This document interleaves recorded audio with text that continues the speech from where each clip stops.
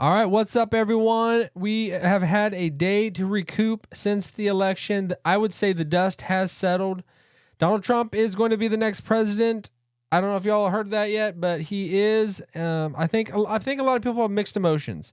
To me, it does not seem as catastrophic as I expected. I thought we were stepping into Armageddon. 10, 9, 8, 7. Welcome to the Brandon Fogal Show.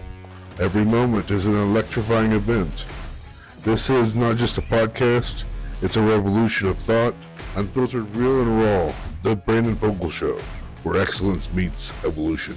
2, 1. This is the Brandon Fogal Show. I mean, if we got anything from the media outlets and from both campaigns, Donald Trump's campaign, as well as Kamala Harris's campaign, as well as the White House itself, because if you saw Karine Jean-Pierre, known as Binder, the White House press secretary for the current Biden administration, when she took the podium today and she answered some questions, what was brought to her was, based on what we had coming up to this point and what you had been saying, that if Donald Trump is elected, it is the end of civilization. We're not going to be able to go on as the United States. But now you're saying that you are going to work with him and you're going to welcome him into the White House. How does that line up? How does that go together? And I think, as just regular observers and normal Americans, normal U.S. citizens, I think we can gather from this that in politics, it is almost Hollywood itself. It is entertainment. It is WWE. It is a show. It is a drama. It is a soap opera. It has so many different elements, but when we actually get down into it, they're just regular people. They're real people, and they just are just clawing for jobs. They want to win on their side, and when things don't go the way as planned, it's still, we got to keep going. It's not that everything, we're setting off the revolution and we're going to start civil war. We're going to just go fighting each other, abandon all societal values to killing each other. No, they are regular people. It's a show. It's all a show. And I think that we can gather from that. Both sides, they amp up rhetoric. It's all about rhetoric. And the first time I really even noticed and hearing about rhetoric and kind of dialing it down and bringing it down, don't make it such a big deal, was Barack Obama. He said, let's bring down the rhetoric, as in, you're evil, we're good, we got to eliminate the evil. It's like when we're thinking like that, when we're just saying that other side is evil and wrong as just a regular conversation, it mischaracterizes what is actually happening. And I think we just need to realize that if they did dial down the rhetoric, it would not be as exciting. It would not be as, it would not tug at people's heartstrings as much as they want it to, and as we honestly want it to. It's just like as in news. If it bleeds, it leads. You turn on the nightly news and you have to have something exciting to watch. Otherwise, people are going to zone out. People have to say the craziest things so that they get eyeballs. You see, that's why people want to watch NASCAR for the most part, or Indy racing. They want to see the crashes. They want to go to hockey games and see people fighting. And I think if we've learned anything, and it's not going to change. It's not going to change the next election cycle. It's not going to change future campaigns. People are still going to do the most crazy, outlandish things possible and put that out there so that people watch and tune in and that they buy in to your cause. So it's not going to change that. And it was clearly communicated by Karine Jean-Pierre Binder, But Donald Trump accepting the presidency, he has been held back for the last 4 years, just chomping at the bits, wanting to get back into politics, back into the limelight. You could say he's never left the limelight for some time now, you could say. So I needed to bring this up. I needed to bring up a couple things. I don't know if you've been paying attention, but there have been a lot of meltdowns happening across the nation, and when people have access to phones, they have access to YouTube and TikTok and everything, they're able to put themselves out there.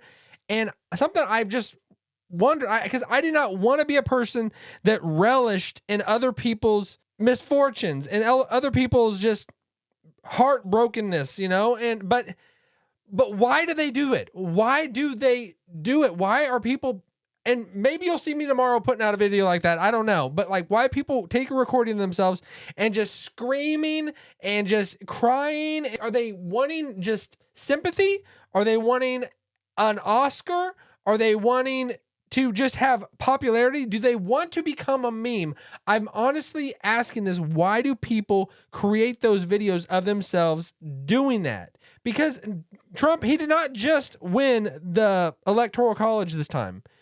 He did something that has not been done since 2004 with George Bush, a Republican winning the popular vote. The most people voted for him. That's something. That's something. We don't want to ridicule and make fun of people that are just heartbroken and in turmoil, because it doesn't matter what you've been fed. They really see the world like this. They see, and they've been fed this. Like the same people that going to just completely move forward and go to the next election, the next job opportunity that they can have, they have left a wake of people just in tears and heartbroken because they fed them that Donald Trump is Hitler. It's the end of civilization as we know it. There's never going to be decency, or it's almost like they've made it seem like they're going to be wiped out, that their values are going to be completely wiped out.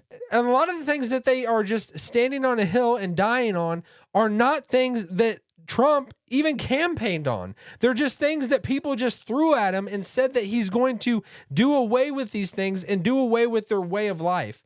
There are some things that he just doesn't care. Live and let live, and that's the mindset of what Trump has been about. There's people that have got alongside Trump and are going to try to like get him to go off track and get their agenda done. But Donald Trump his agenda is solely to make America good and great and firing on all cylinders, and just he's all about business and the economy doing well and making people money, lifting everybody up. That's what he is all about. A lot of the social issues that people are mainly concerned about with him, he's not like completely dialed in on and just saying this is the way it's going to be and I'm going to change everything.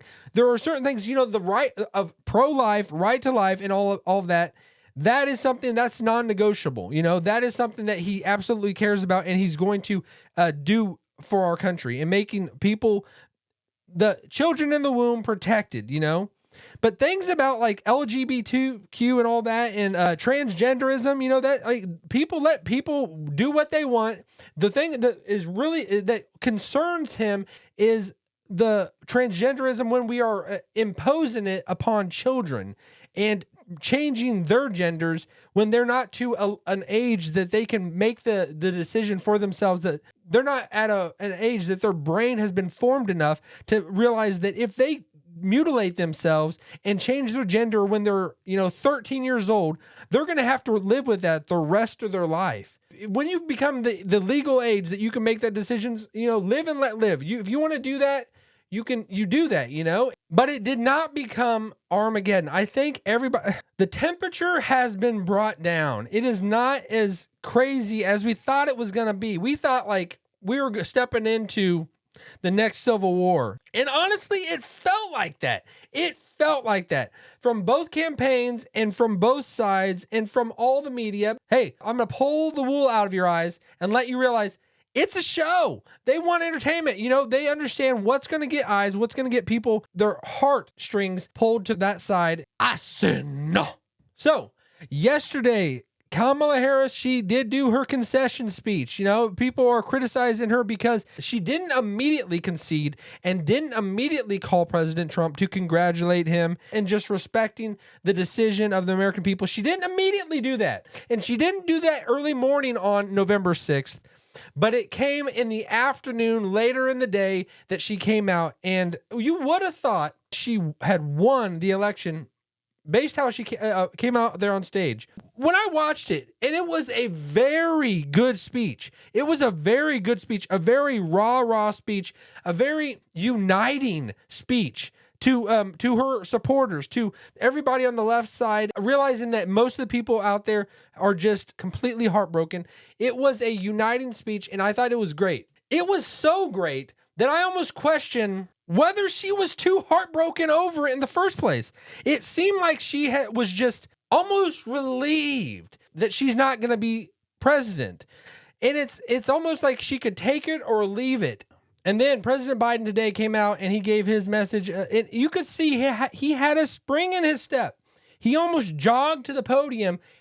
He was also smiles ear to ear. You know, he's going to go down in history as undefeated against Donald Trump. You know, he won that first election. He won that, and he got pulled out from this one and was not able to be the person that represented the Democratic Party going into the election this time. So you could see he was almost like, you guys should have kept me. You guys should have kept me, which I don't think it would have made that much of a difference, but I think he would have done better than Kamala. So either way, I'm happy. I'm happy that they threw Kamala in there, because we have Donald Trump, the next 4 years of Donald Trump. And I know a lot of people don't like that now, but I think a lot of people are going to come around, and a lot of people are going to see when things start getting better financially, economically, and Donald Trump actually making a difference in the cost of groceries, the cost of living, everything going down, and their wages going up, and now that Donald Trump has an amazing team alongside him now, such better than he did the first time go around. So either way, I think it is a brighter day in America today, and things are going to get better each day as we go along. We'll leave it at that. Let's just go. Everybody, let's go, baby. Brace yourself.